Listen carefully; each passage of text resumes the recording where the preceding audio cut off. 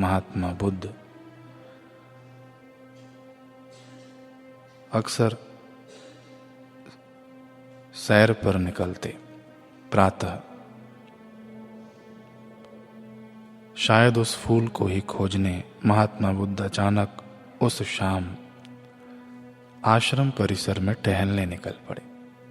उनका शिष्य आनंद भी उनके साथ था। देखते ही देखते कई अन्य शिष्य भी महात्मा बुद्ध के पीछे चलने लगे। अब महात्मा बुद्ध भ्रमण पर निकले और उनके सभी शिष्य उनके पीछे पीछे। इस प्रसंग को हम वर्तमान में खुद के जिए हुए पलों के साथ समझते हैं कि कैसा मंजर रहा होगा बुद्ध और उनके शिष्यों का। जैसे ही भगवान भास्कर अपनी ग्रीवा ऊंची कर पूर्ण लालिमा लिए इस नभ से झांकते हैं, उसी समय हमारे प्यारे बापूजी भी अपनी कुटीर से भ्रमण के लिए निकलते हैं। मानो सूर्य अपनी लाल रश्मियों का कालीन इस भूभाग पर पसार कर साकार ब्रह्म को आमंत्रित कर रहा हो कि आइए स्वामी, मेरी भी सेवा को स्वीकार कीजिए। और हमारे गुरुदेव भी अपनी ही अद्भुत अनोखी लुभावनी चाल में चल पड़ते हैं भ्रमण हेतु।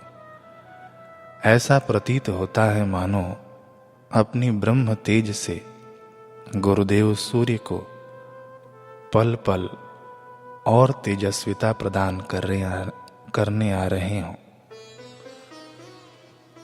आखिर सूर्य भगवान तो भास्करम भुवनेश्वरम है, इस भुवन के भास्कर हैं, परंतु गुरुदेव त्रिभुवनेश्वरम है।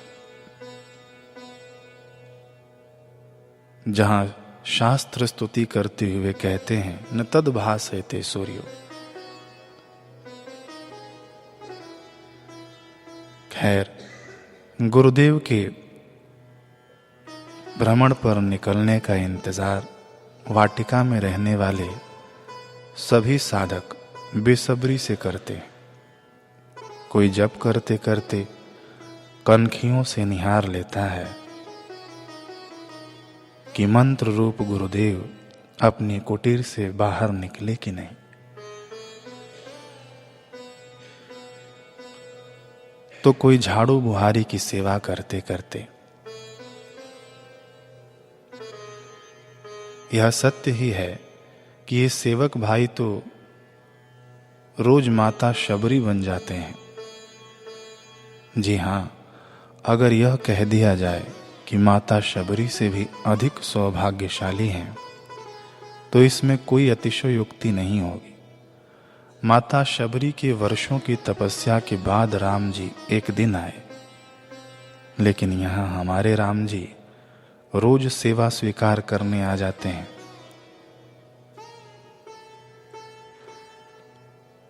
भोग तो वहां भी लगा था जूठे बेरों का, भोग यहां भी लगता है प्यासी अखियों को। बुझती है प्यास। लगाने वाली वहां शबरी माता थी भगवान को, और यहां भोग लगाने वाले हमारे गुरुदेव होते हैं हमें। वहां भगवान तृप्त हुए थे, यहां भक्त तृप्त होता है।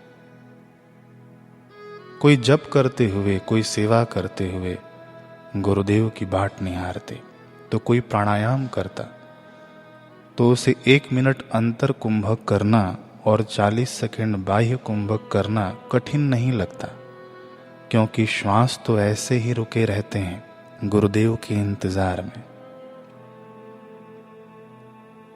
फिर वह घड़ियां भी आ जाती हैं जब बापूजी इस कायनात के संपूर्ण सौंदर्य को अपने मुखमंडल पर धारण किए धवल वस्त्रों सहित हमारे बीच में पहुंच जाते हैं। आहा, अति सुंदर, अति मनोहर, अति अति पावन सानिध्य।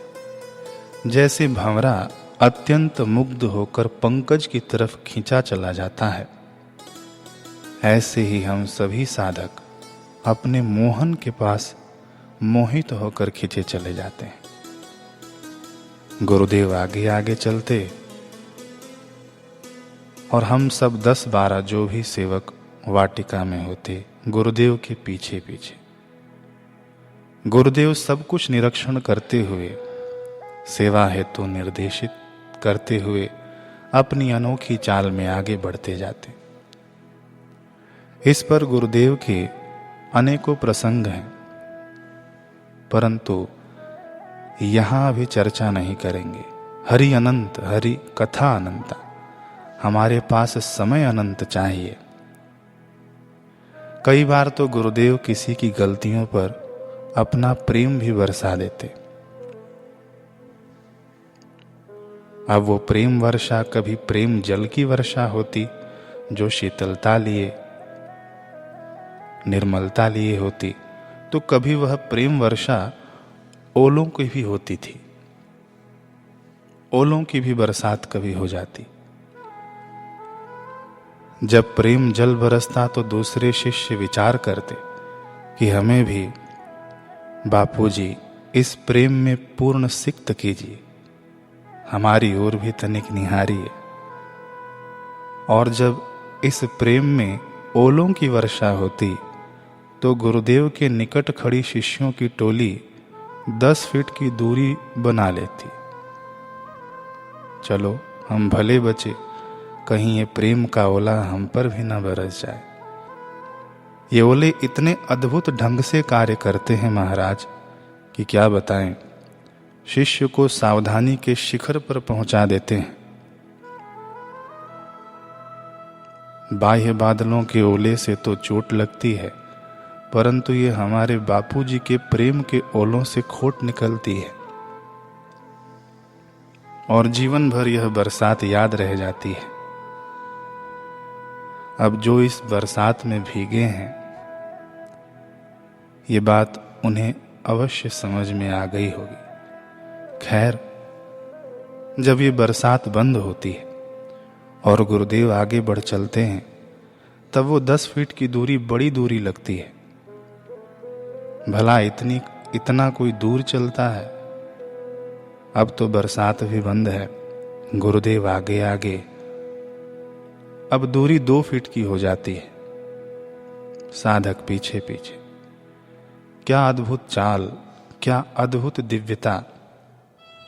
इन्हीं मधुरिम विचारों को मन में धारण किए शिष्यों का काफिला बापूजी के पीछे पीछे।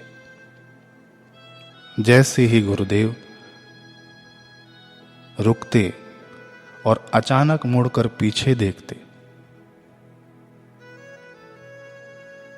तो वो हमारी नजरें जो गुरुदेव को निहारने में व्यस्त रहती, हमारा मन जो उनके चिंतन में सुलझा रहता,